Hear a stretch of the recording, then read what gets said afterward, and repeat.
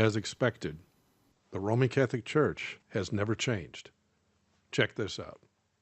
Nuns tortured 60 children by burning their skin and shoving their faces in toilets.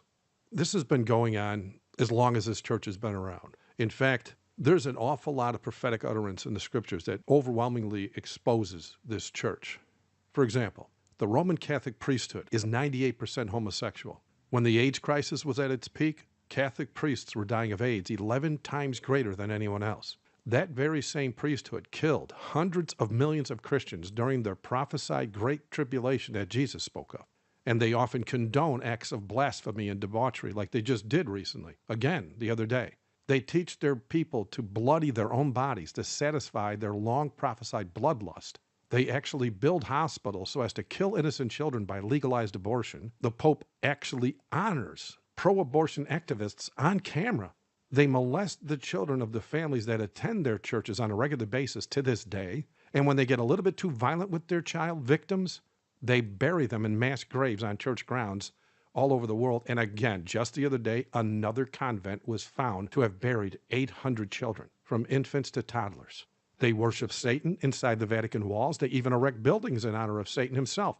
They join hands with Islam to kill more Christians who actually salute the popes on camera. And they promote and puffed up Nazi killers like Roman Catholic Emperor Adolf Hitler, who killed anyone who was Jewish, black, or a real Christian. And now they are once again caught red-handed, torturing little children to satisfy their demon-inspired hatred of the innocent life that has been placed in their care. And keep in mind, there is a method to their madness.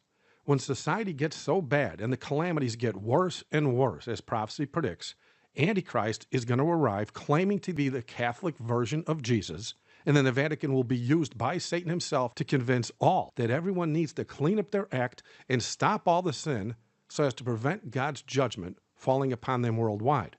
Catholicism will be the means by which they claim it can be done, and their long prophesied Sunday Sabbath will be Satan's remedy to get everyone to help him supposedly clean up society and stop all sin and please the Catholic Jesus to a point he will stop the calamities, when in fact that act alone gets those calamities to get much worse. And since evil has become good and good has become evil, as prophecy also predicted, the obedient people of God will be declared the reason the calamities are not stopping. And because we refuse to keep the Catholic Sabbath of Sunday, religious laws will be passed.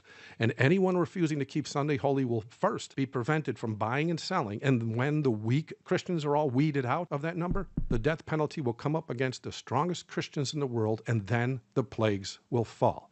And so I implore all obedient Christians to please warn those trapped in the harlot church, and warn all the government 501c3 churches that have built their image onto that same beast in the Roman Catholic Church. Share with them the videos, the doc files, the prophetic facts, the tracts that proves the man of sin has been revealed, just like prophecy said he would be, and that man of sin always has been and always will be the popes of the Roman Catholic Church. For even in the Catholic Church, there are people that will hear the voice of the Lord and leave this church before the plagues fall upon it, because Revelation 18:4 never would have been penned otherwise. And again, warn them.